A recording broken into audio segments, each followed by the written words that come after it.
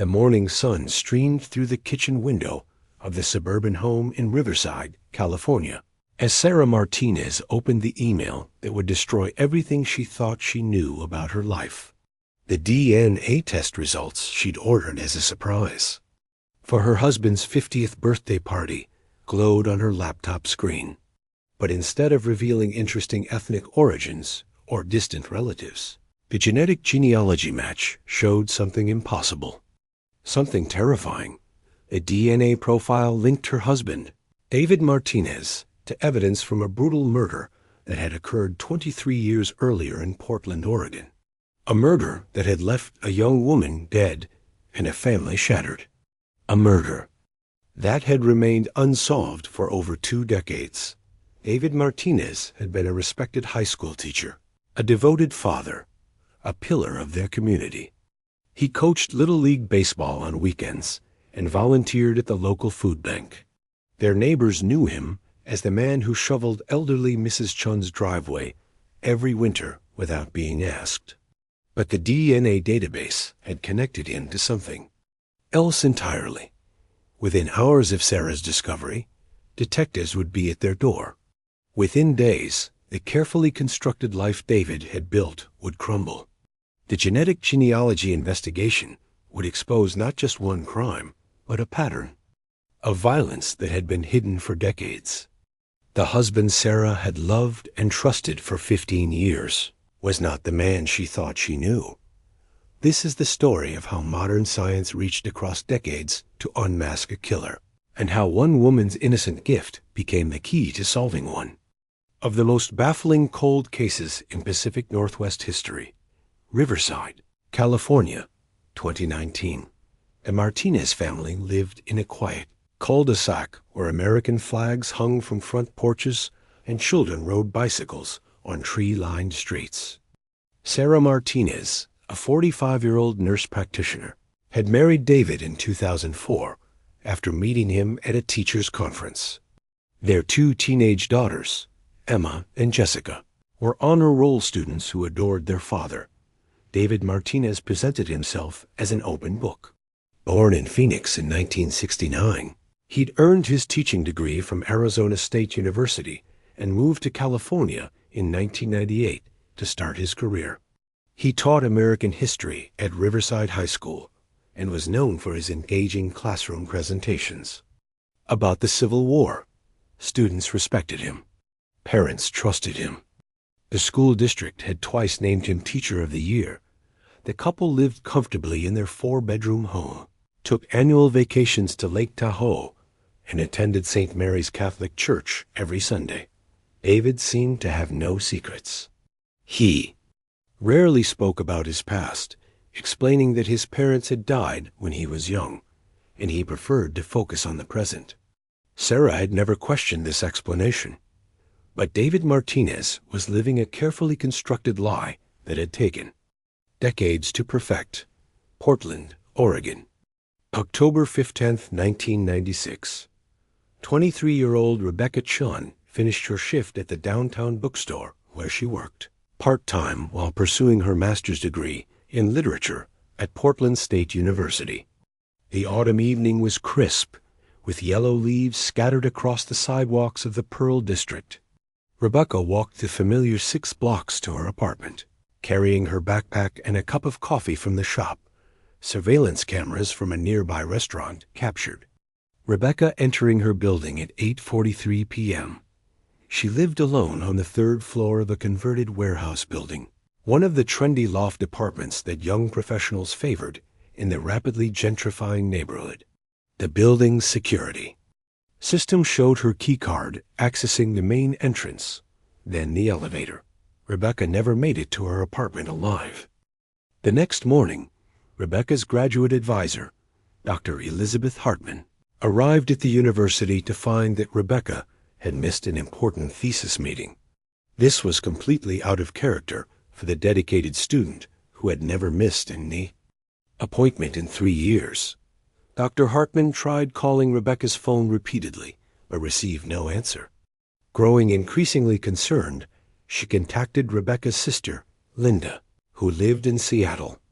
Linda Chun drove to Portland immediately. She possessed a spare key to Rebecca's apartment and had planned to check on her sister before calling the police. What she found would haunt her for the rest of her life. Rebecca's apartment door was unlocked.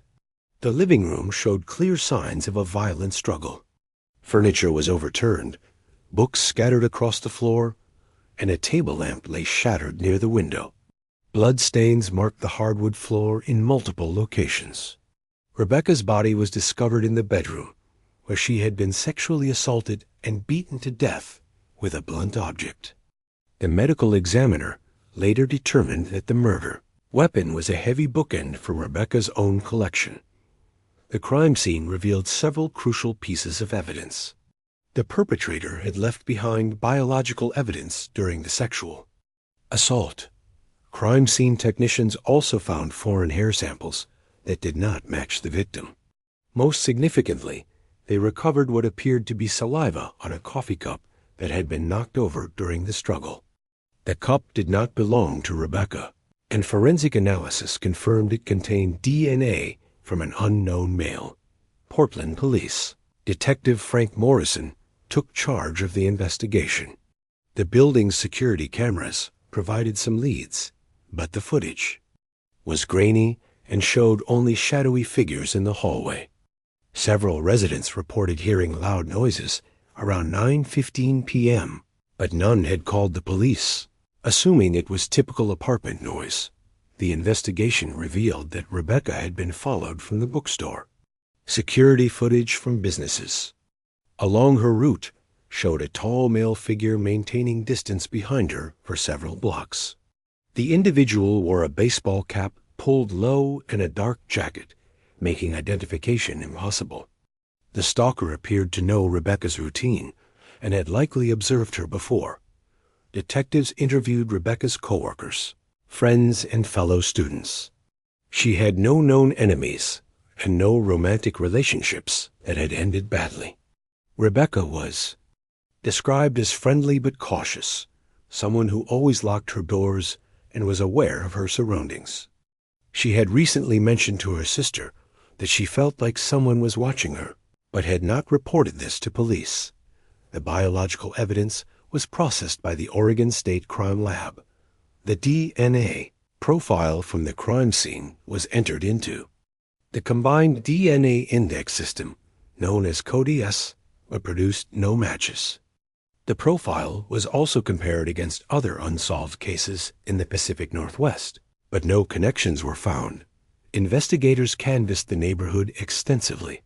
They discovered that several women in the area had reported being followed by a tall man in dark clothing over the previous months.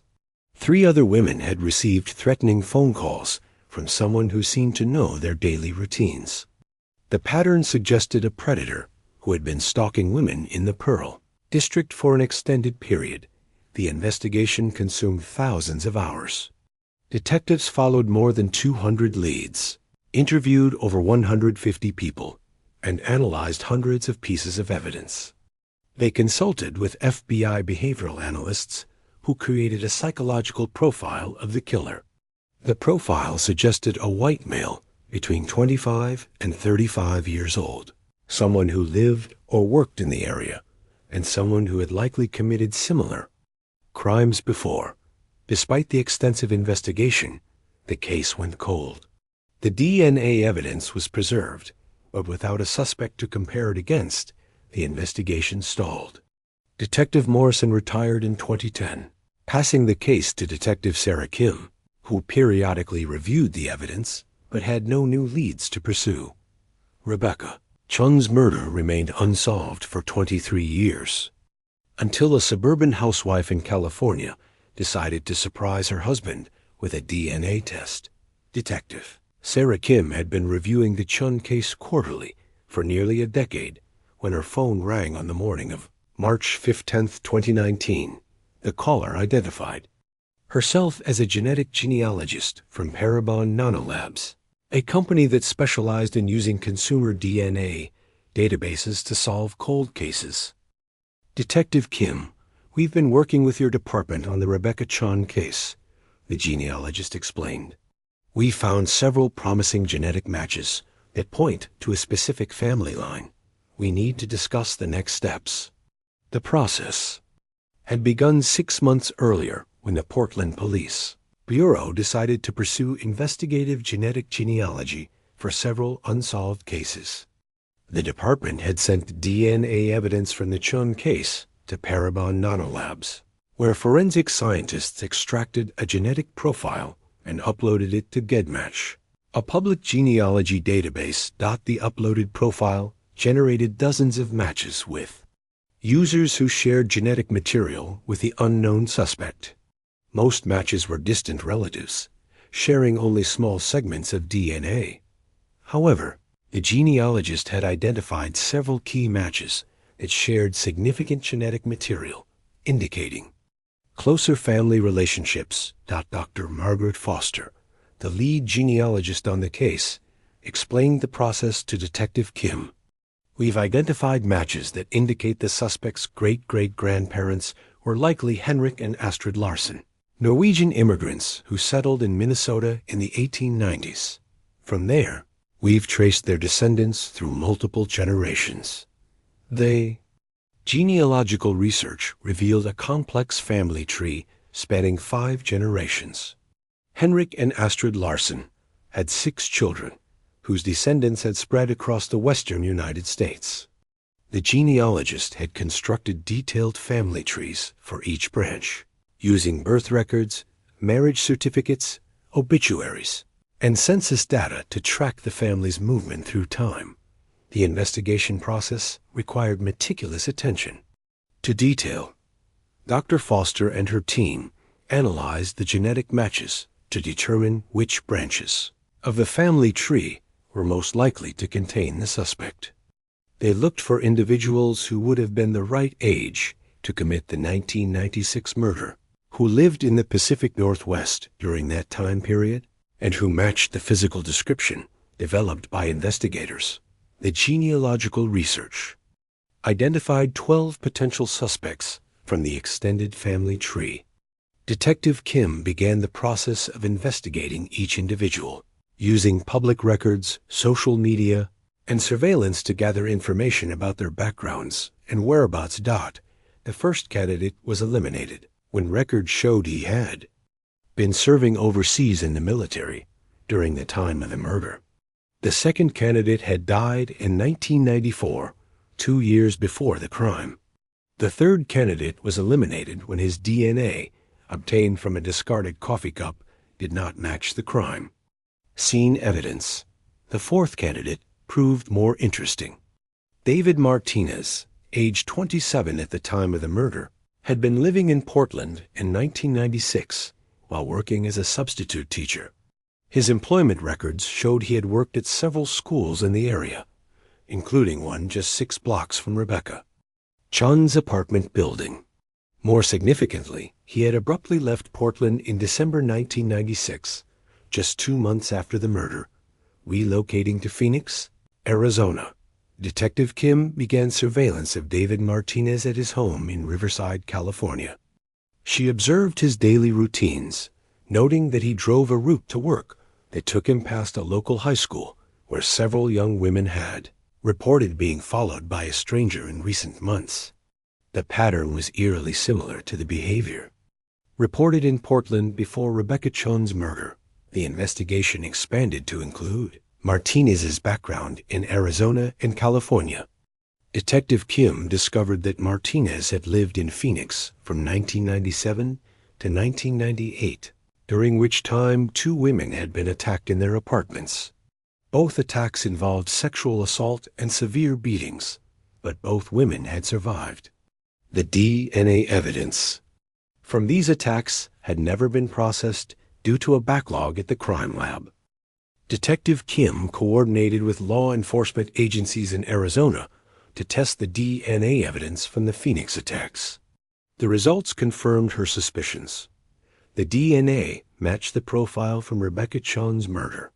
David Martinez was linked to at least 3 violent crimes across 2 states.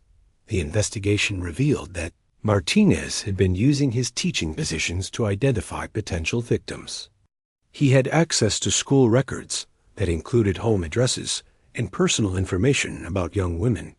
He had volunteered for after-school programs and community events that allowed him to observe women's routines and identify those who lived alone. Detective Kim also discovered that Martinez had been creating false identities throughout his adult life. His real name was David Larson, and he was indeed a descendant of Henrik and Astrid Larson. He had legally changed his name to David Martinez in 1998, claiming he wanted to distance himself from his family's past. He had also falsified several documents, including his college transcripts and employment history. The investigation team obtained a warrant to collect DNA evidence from Martinez.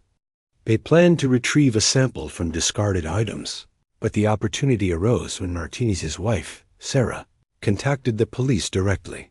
Sarah Martinez had discovered the genetic genealogy match through her own research after ordering the DNA test.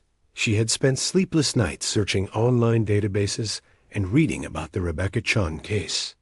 When she realized that her husband's genetic profile matched the evidence from the murder, she made the difficult decision to contact law enforcement.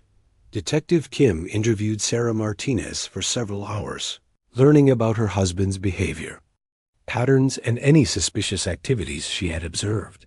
Sarah revealed that David often disappeared for long periods, claiming he was attending teacher conferences or visiting friends.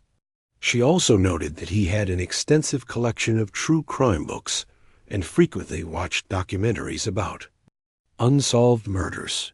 The investigation had transformed from a cold case into an active manhunt, with multiple agencies coordinating to arrest a suspect who had evaded justice for more than 2 decades. The arrest of David Martinez was scheduled for March 22, 2019, at his home in Riverside. Detective Kim had coordinated with local law enforcement to ensure a smooth operation. However, the case took an unexpected turn when Sarah Martinez made another disturbing discovery just hours before the planned arrest. While searching through David's personal belongings in their home office, Sarah found a locked file cabinet hidden behind a bookshelf. Using a key she discovered taped under David's desk drawer, she opened the cabinet and found contents that would expand the investigation far beyond what anyone had imagined. The cabinet contained hundreds of photographs of young women, taken without their knowledge. The images showed women walking to their cars, entering their apartments, and going about their daily routines. Many photographs were accompanied by handwritten notes detailing the women's schedules, addresses, and personal information. The notes included phrases like lives alone, no security system, and walks home after dark. More disturbing were the newspaper clippings David had collected over the years. The clippings documented unsolved murders and attacks against women in cities across the western United States: Seattle, Sacramento, Tucson, Las Vegas, and Denver. The articles dated back to 1994, suggesting David's criminal activity had begun earlier than investigators had suspected. Sarah also found a detailed journal that David had maintained for over 25 years. The journal entries described his methods for selecting victims, his techniques for avoiding detection, and his psychological state during and after the attacks. The entries revealed a calculating predator who had refined his approach over decades. 1. JOURNAL entry from November 1996 read, "The Portland situation became complicated. The police response was more intensive than expected. Time to relocate and establish a new identity. The teaching profession provides excellent cover and access to potential targets. Next location must be carefully chosen." The journal also revealed that David had been living under multiple identities over the years. In addition to David Martinez, he had used the names David Larson, David Thompson, and David Rodriguez. He had obtained false identification documents and had even created fictional employment histories to support his various identities. Detective Kim was contacted by Sarah Martinez at 11:30 p.m. on March 21st, just hours before the planned arrest. Sarah was hysterical, explaining that she had found evidence suggesting her husband was responsible for multiple murders across several states. She agreed to meet with investigators immediately, bringing the contents of the file cabinet with her. The evidence Sarah provided transformed the investigation from a single murder case into a potential serial killer investigation. Detective Kim immediately contacted the FBI, and by dawn on March 22nd, federal agents had joined the investigation. The arrest was postponed while investigators analyzed the new evidence and coordinated with law enforcement agencies in multiple states. The photographs and journal entries provided leads to dozens of potential victims. FBI behavioral analysts determined that David Martinez fit the profile of an organized serial killer who had been active for over 25 years. The teaching profession had provided him with mobility, respectability, and access to victims. Across multiple states, investigators discovered that David had applied for teaching positions strategically, targeting school districts near universities or in areas with large populations of young, single women. He had typically remained in each location for 2 to 3 years, long enough to identify victims and commit crimes without establishing a clear pattern that would alert law enforcement. The investigation revealed that David had been responsible for at least 7 murders across 5 states. The crimes had been committed in different jurisdictions, using varying methods, which had prevented law enforcement agencies from recognizing the connections. David had also been careful to vary his victim selection, targeting women of different ages, ethnicities, and backgrounds. In Sacramento, California, David had murdered 2 women in 1999 while working as a substitute teacher. The crimes had been attributed to different perpetrators because they occurred 6 months apart and used different methods. In Tucson, Arizona, he had killed a graduate student in 2001, staging the crime to appear as a robbery gone wrong. In Las Vegas, Nevada, he had murdered a casino employee in 2003, using a method that suggested domestic violence. The journal entries also revealed that David had committed numerous non-fatal attacks that had never been reported to police. These attacks typically involved breaking into women's homes, restraining them, and threatening them with violence before leaving without causing physical harm. The psychological trauma inflicted on these victims had been part of David's method of operation. Perhaps most shocking was the discovery that David had been escalating his activities in recent years. The journal entries from 2018 and 2019 showed increasing frequency of surveillance activities and more detailed planning for potential attacks. Investigators realized that Sarah Martinez's discovery had likely prevented additional murders. The evidence also revealed that David had been maintaining contact with other criminals through online forums and encrypted messaging applications. He had been sharing techniques for avoiding detection and had even provided advice to other predators. The FBI's cybercrime unit began investigating these connections, leading to additional arrests across the country. The case had evolved from a single cold case murder into one of the most extensive serial killer investigations in recent history, all triggered by a wife's innocent attempt to give her husband a meaningful birthday gift. David Martinez was arrested on March 25, 2019, at his workplace, Riverside High School. The arrest occurred during his lunch break, minimizing the disruption to students and staff. He was charged initially with the murder of Rebecca Chun in Portland, Oregon, with additional charges expected as the multi-state investigation continued. The arrest sent shockwaves through the Riverside community. Parents questioned how a trusted teacher could have hidden such a dark secret for so many years. The school district immediately placed Martinez on administrative leave and began reviewing his personnel file and interactions with students. Counselors were made available to students who had been taught by Martinez and were struggling to process the news. Martinez's legal team, led by defense attorney Marcus Rodriguez, immediately challenged the use of genetic genealogy evidence. They argued that the DNA database search violated their client's Fourth Amendment rights and that the evidence should be excluded from trial. The defense claimed that Martinez had never consented to having his genetic information used in a criminal investigation. The prosecution, led by Deputy District Attorney Lisa Chun, no relation to the victim, argued that genetic genealogy was a legitimate investigative tool that used publicly available information. They pointed out that the initial DNA database search had only provided leads for investigation, and that the actual evidence used for charges came from direct DNA comparison using a court-approved warrant. The legal battle over genetic genealogy evidence became a landmark case that attracted national attention. Privacy advocates argued that the technique violated the genetic privacy of innocent family members who had submitted DNA to genealogy databases. Law enforcement agencies countered that the technique was essential for solving cold cases and bringing justice to victims' families. Judge Patricia Williams of the Superior Court of California presided over the pretrial hearings. She ruled that the genetic genealogy evidence was admissible, stating that individuals who voluntarily submitted DNA to public databases had waived their expectation of privacy.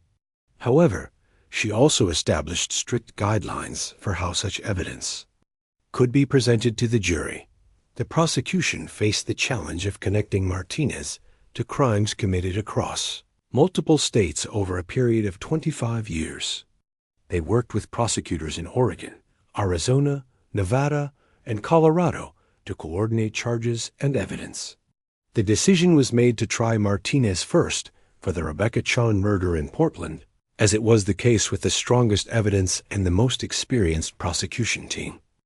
The trial began on September 15, 2020, in Portland, Oregon. The prosecution presented DNA evidence, a genetic genealogy investigation, and testimony from Martinez's wife Sarah, who had agreed to cooperate with the investigation.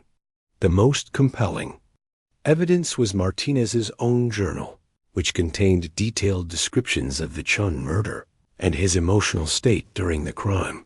The defense strategy focused on challenging the reliability of the genetic genealogy evidence and arguing that the journal entries were fictional writings rather than confessions. They presented character witnesses who testified about Martinez's reputation as a dedicated teacher and community member. The defense also suggested that Martinez had been framed by the real killer who had somehow obtained his DNA. The trial lasted 6 weeks and included testimony from more than 40 witnesses. Rebecca Chon's sister Linda provided emotional victim impact testimony, describing how the murder had affected her family for more than 20 years. Dr. Margaret Foster, the genetic genealogist, explained the technical aspects of the DNA analysis and family tree construction. The prosecution's case was strengthened by the discovery of additional evidence during the investigation. Martinez's computer contained internet searches related to the Chun case, including news articles about the investigation and police procedures. Phone records showed that Martinez had been in the Portland area on the night of the murder, contradicting his claim that he had been in Arizona. The jury deliberated for 3 days before reaching a verdict. On November 3, 2020, Martinez was found guilty of first-degree murder, rape, and burglary. The verdict was read in a packed courtroom, with Rebecca Chun's family members weeping as justice was finally served after 24 years. Judge Williams sentenced Martinez to life in prison without the possibility of parole. In her sentencing statement, she noted that Martinez had shown no remorse for his crimes and had continued to maintain his innocence despite overwhelming evidence. She also praised the innovative investigative techniques that had finally brought the case to a successful conclusion. Additional charges were filed against Martinez in other states, ensuring that he would face justice for all of his crimes. The successful prosecution established important legal precedents for the use of genetic genealogy evidence in criminal cases. The David Martinez case became a watershed moment in criminal justice, demonstrating the power of genetic genealogy to solve cold cases that had frustrated investigators for decades. The investigation led to the resolution of 7 murders across 5 states, bringing closure to families who had waited years for answers. Sarah Martinez filed for divorce and relocated with her daughters to an undisclosed location. She established a foundation to support families of crime victims and became an advocate for the responsible use of genetic genealogy in criminal investigations. Her decision to contact law enforcement, despite the personal cost, was praised by prosecutors and victims' rights advocates. The case also sparked important conversations about privacy rights and the ethics of using consumer DNA databases for criminal investigations. Several genealogy companies updated their privacy policies to give users more control over how their genetic information could be used. Law enforcement agencies developed new protocols for genetic genealogy investigations to ensure they met constitutional standards. Detective Sarah Kim, who had worked the Chun case for nearly a decade, was promoted to sergeant and became a national expert on genetic genealogy investigations. She has testified before Congress about the importance of this investigative technique and has helped train law enforcement officers across the country. Chun family established a scholarship fund in Rebecca's memory at Portland State University, supporting graduate students in literature. Linda Chun, Rebecca's sister, became a victims' rights advocate and has worked to improve support services for families of homicide victims. The Martinez case demonstrates that no matter how much time passes, advances in forensic science can still bring justice to victims and their families. In an era of rapidly evolving technology, the truth has a way of surfacing, even when carefully buried for decades. For those watching tonight, remember that justice delayed is not always justice denied. Science and determination can reach across time to ensure that those who commit unspeakable acts are held accountable for their crimes.